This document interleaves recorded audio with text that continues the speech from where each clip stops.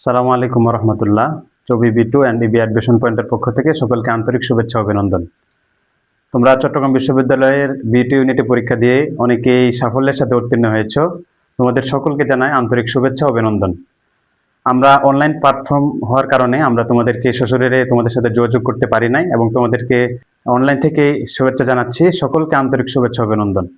তোমরা চট্টগ্রাম বিশ্ববিদ্যালয়ের B2 unit পরীক্ষা দেওয়ার পর যারা সাফল্যের সাথে উত্তীর্ণ হয়েছো তাদের কি করণীয় এবং তোমাদের জন্য কি পরামর্শ সে সম্পর্কে আমাদের কাছে অনেকে জানতে চেয়েছো। আজকের ভিডিওটা মূলত সে সম্পর্কে হবে। তো তোমাদেরকে জানিয়ে রাখি, আমাদের যে এক্সাম ব্যাচ ছিল সেখানে প্রায় 250-র মতো ছাত্র যুক্ত ছিল। সেখান থেকে সাফল্যের সাথে কয়েকজন উত্তীর্ণ হয়েছে। তার মধ্যে সবচেয়ে গুরুত্বপূর্ণ হচ্ছে প্রায় 60 জনের অধিক আমাদের এক্সাম ব্যাচ থেকে চান্স পেয়েছে আলহামদুলিল্লাহ। তার মধ্যে উল্লেখযোগ্য হলো পঞ্চম, ষষ্ঠ, 26তম, 30তম, 31তম, 51তম, 75তম, তারপরে হচ্ছে 86তম সহ প্রায় 60 জনের অধিক আমাদের এখান থেকে চান্স পেয়েছে আলহামদুলিল্লাহ। তো কথা না বাড়িয়ে আমরা সরাসরি আমাদের যে টপিক আজকের সেখানে চলে যাচ্ছি। তো পরীক্ষার ফলাফল এবং পরবর্তী করণীয় গুরুত্বপূর্ণ পরামর্শ। তো প্রথমে আলোচনা করব আমরা তোমাদের যাদের মেরিট 1 থেকে 400 পর্যন্ত আছে, অর্থাৎ তোমাদের প্রথম থেকে যাদের মেরিট 400তম পর্যন্ত আছে তাদের জন্য কি করণীয়। তাদের জন্য করণীয় হচ্ছে তোমাদেরকে অগ্রিম অভিনন্দন, তোমাদেরকে আন্তরিক শুভেচ্ছা অভিনন্দন। কারণ গত বছরের হিসাব যদি আমরা করি, আমরা আজকে মূলত দুইটা বিষয় হিসাব করব। গত বছর 1 থেকে 400 পর্যন্ত ফার্স্ট কলে কারা সাবজেক্ট পেয়েছে এবং পরবর্তীতে 400-র পরে কারা আছে এবং কি সাবজেক্ট পেয়েছে সে সম্পর্কে আমরা আলোচনা করব। তো প্রথমে আলোচনা করব গত বছরের হিসাব যদি আমরা করি, গত বছর সিট বেশি ছিল। এই বছর তোমরা জানো আরবি থেকে 20টি সিট কমিয়ে এবং ইসলামিক স্টাডিজ থেকে 20টি সিট কমিয়ে এখন বি2 ইউনিটের মোট আসন হচ্ছে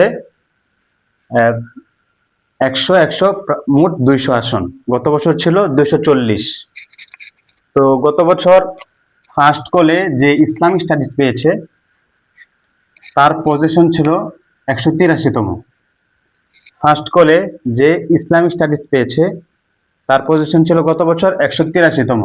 অর্থাৎ প্রথম ডাকে যে ইসলামিক স্টাডিজ সাবজেক্টটি পেয়েছে তার পজিশন ছিল 183তম এবং গত বছর লাস্ট কলে যে ইসলামিক স্টাডিজ পেয়েছে তার পজিশন ছিল 253তম। তো এবার যেহেতু তোমাদের আসন কমিয়ে দেওয়া হয়েছে, সেক্ষেত্রে এই বছর আমরা ধারণা করছি ফার্স্ট কলেই ইনশাল্লাহ যারা 150-র মধ্যে যারা আছে তারা ইসলামিক স্টাডিজ পেয়ে যাবে এবং লাস্ট কল পর্যন্ত যারা 200-র মধ্যে আছে তারা আশা রাখতে পারো তোমরা ইসলামিক স্টাডিজ যে সাবজেক্টে আছে তোমরা সেটা পেতে পারো। তো সেক্ষেত্রে তোমাদের একটু ধৈর্য ধরতে হবে।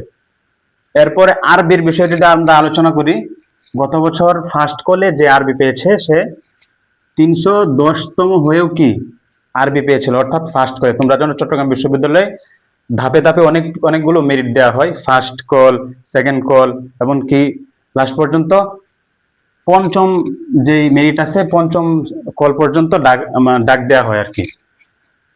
তো গত বছর লাস্ট কলে যে ডাক পেয়েছে আরবি থেকে সে 500+, অর্থাৎ 500-র পরেও 3-4 জন, এরকম কয়েকজন 3 থেকে 4 জন 500-র পরেও তারা পঞ্চম কলে আর কি সাবজেক্ট পেয়েছে।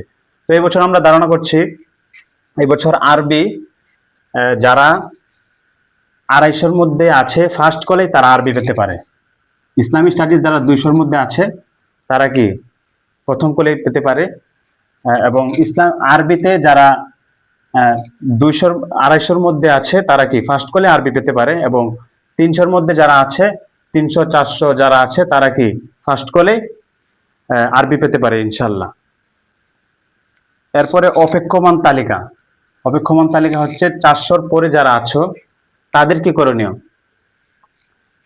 তাদের ক্ষেত্রে সর্বপ্রথম করণীয় হচ্ছে সাবজেক্ট চয়েস সবাই দিবে। অর্থাৎ B2 ইউনিটে যাদের পাস মার্ক এসেছে তারা সবাই সাবজেক্ট চয়েস দিবে। সাবজেক্ট চয়েসের যখন ডেট দেওয়া হবে তখন তোমাদেরকে চট্টগ্রাম বিশ্ববিদ্যালয়ের যে ওয়েবসাইট আছে সেখানে তোমাদের সাবজেক্ট চয়েসের জন্য তোমাদেরকে নির্দেশনা দেওয়া হবে। তোমরা ওয়েবসাইটে গিয়ে তোমাদের যে পছন্দের সাবজেক্ট সেটিকে কি করবে, আগে রাখবে। তো যারা 400-র পরে যাদের মেরিট আছে তারা কি করবে, প্রথমে সাবজেক্ট চয়েস দেবে এবং আল্লাহ তাআলার উপর ভরসা করবে। যদি এমন হয় যে অনেকেই আছে, তোমরা জানো যে 1 থেকে 100-র মধ্যে অনেকে কি পালি যে সাবজেক্টটা আছে, অনেকের মেরিট আছে এমন যে 65তম হয়েছে, 100তম হয়েছে, তাদের মেরিট হচ্ছে 65তম 67তম, তারা কি পালি সাবজেক্টটি নিয়েছে।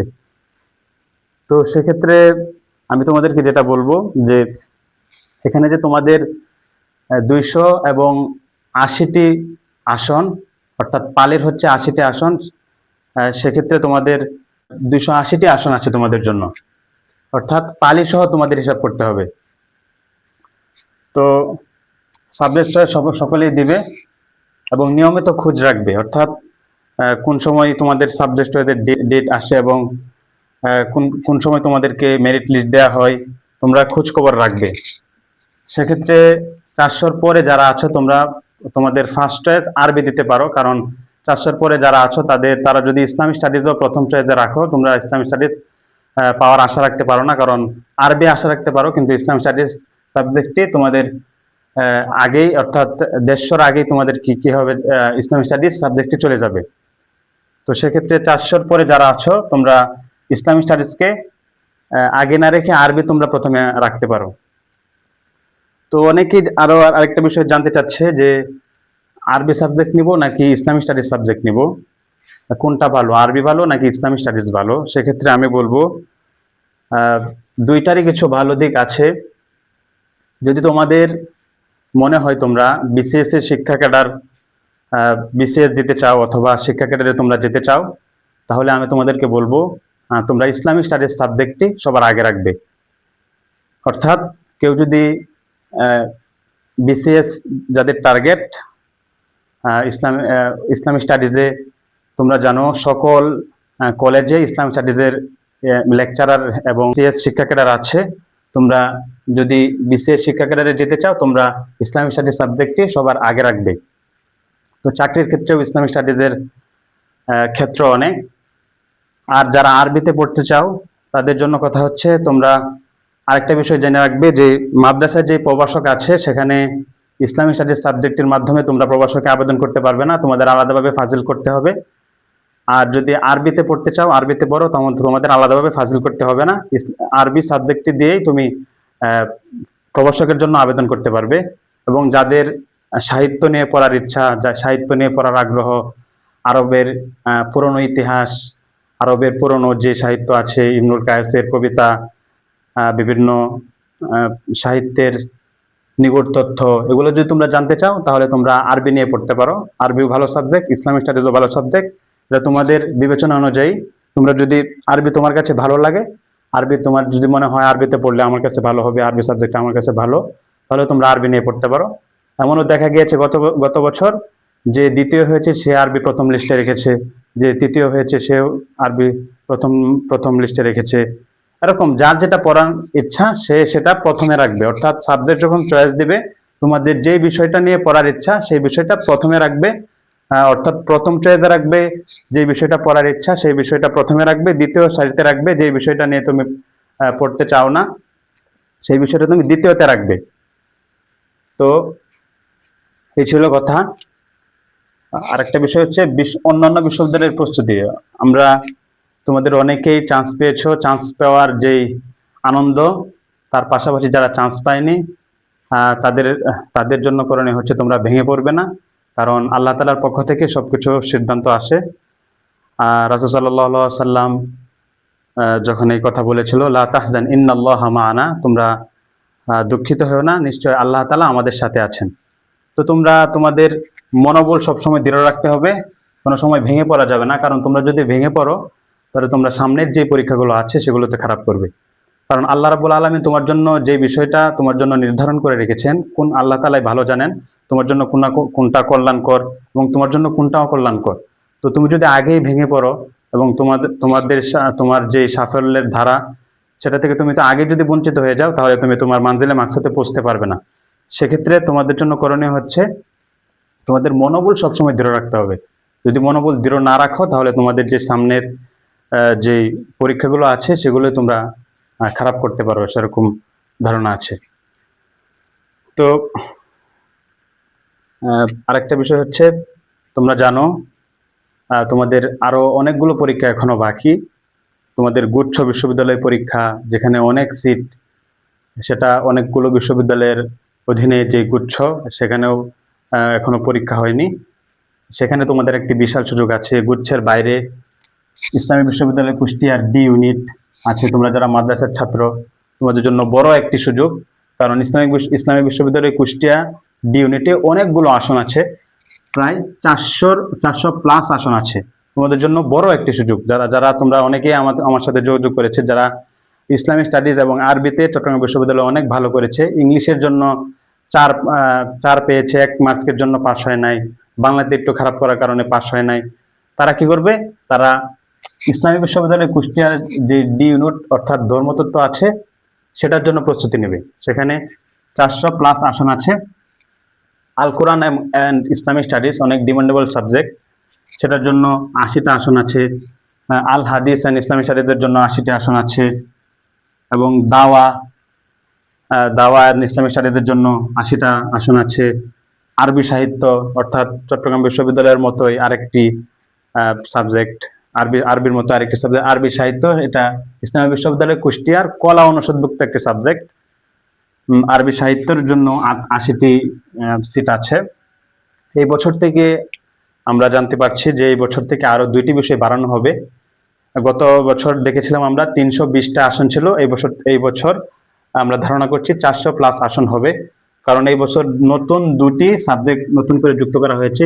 তুলনামূলক ধর্মতত্ত্ব অর্থাৎ কম্পারেটিভ রিলিজিয়ন, একটা আন্তর্জাতিক মানের একটা সাবজেক্ট, এটা বহির্বিশ্বের বাইরেও বহির্বিশ্বে অনেকগুলো দেশে এটা নিয়ে অনেকেই অনার্স করে। সৌদি আরব, মদিনা বিশ্ববিদ্যালয়, অমুল কোরা বিশ্ববিদ্যালয়, অনেকগুলো বিশ্ববিদ্যালয় এটা নিয়ে অনেক গবেষণা করা হয়, যে তুলনামূলক ধর্মতত্ত্ব ভালো একটা সাবজেক্ট। আরেকটা সাবজেক্ট হচ্ছে আসসিরা নাবাবী, অর্থাৎ রাসূল সাল্লাল্লাহু আলাইহি ওয়াসাল্লামের যে সিরত জীবনী, সে সম্পর্কে আলোচনা করা হবে এখানে। তো এই বিষয়টা নিয়েও তোমরা পড়তে পারো। তো সেই হিসাবে সর্বমোট 400-এরও অধিক এখানে আসন আছে। তো তোমরা তোমাদের মনোবল দৃঢ় রেখে তোমরা সামনের পরীক্ষার জন্য প্রস্তুতি নিতে পারো। তো তোমরা জানো আমরা চট্টগ্রাম বিশ্ববিদ্যালয়ের জন্য এক্সাম ব্যাচের আয়োজন করেছিলাম। এক্সাম ব্যাচ থেকে আমাদের অনেক শিক্ষার্থী সফলতার সহিত উত্তীর্ণ হয়েছে। তো তোমরা যদি আমাদের সাথে যুক্ত থাকতে চাও, আমরা ইনশাল্লাহ তোমাদের কল্যাণার্থে তোমাদের অনেকে আমাদের সাথে যোগাযোগ করেছো, ভাইয়া আমরা তো ইসলামী বিশ্ববিদ্যালয়ে পরীক্ষা দিতে চাই, আমাদের জন্য একটু আয়োজন করলে যদি আপনারা আয়োজন করতেন, তাহলে আমরা আপনাদের প্রতি উপকৃত থাকতাম। তো তোমাদের সেই বিবেচনা অনুযায়ী আমরা ইসলামী বিশ্ববিদ্যালয় কুষ্টিয়ার জন্য আমরা ইনশাল্লাহ কোর্স লঞ্চ করব। তো কোর্সের এখনো যেহেতু তোমাদের সার্কুলার দেওয়া হয়নি ইসলামী বিশ্ববিদ্যালয় কুষ্টিয়ার, যখন সার্কুলার দেওয়া হবে তোমাদেরকে আমরা বিস্তারিতভাবে জানিয়ে দেব আমরা কয়টা ক্লাস নেব এবং কয়টা পরীক্ষা নেব, কয়টা ক্লাস নেব, এবং তোমাদের ক্লাসের মধ্যে কোন কোন বিষয় থাকবে, আমাদের ক্লাসের যেই মানবন্টন এবং কোন ক্লাসের উপর আমরা কি কি পড়াবো, সেগুলোর উপর তোমাদের জন্য আরেকটা ক্লাস নেব এবং তোমাদেরকে রুটিন দিয়ে দেওয়া হবে ইনশাল্লাহ। তো তোমরা যদি আমাদের সাথে যুক্ত থাকতে চাও, ইনশাল্লাহ আমরা চট্টগ্রাম বিশ্ববিদ্যালয়ে যেভাবে সফলতার সহিত উত্তীর্ণ হয়েছে আমাদের ছাত্ররা, ইনশাল্লাহ ইসলামী বিশ্ববিদ্যালয় কুষ্টিয়াতেও আমাদের ছাত্ররা ইনশাল্লাহ সফলতার সহিত উত্তীর্ণ হবে ইনশাল্লাহ। তো তোমরা যারা চান্স পেয়েছো সকলের জন্য শুভকামনা। আগামী নির্দেশনা যদি তোমাদের চয়েস লিস্ট আসে, তখন তোমাদেরকে জানিয়ে দেওয়া হবে কবে চয়েস লিস্ট কোনটা আগে রাখবে। তখনও তোমাদের সাথে ইনশাল্লাহ আমরা কথা বলবো, এবং ইসলামী বিশ্ববিদ্যালয় কুষ্টিয়ার যখন সার্কুলার আসবে তখনও তোমাদের সাথে ইনশাল্লাহ আমরা যোগাযোগ করব। তো আজকে আর কথা না বাড়িয়ে ইনশাল্লাহ পরবর্তী কোনো ক্লাসে তোমাদের সাথে দেখা হবে। সকলের জন্য শুভকামনা। আসসালামু আলাইকুম রহমতুল্লাহ।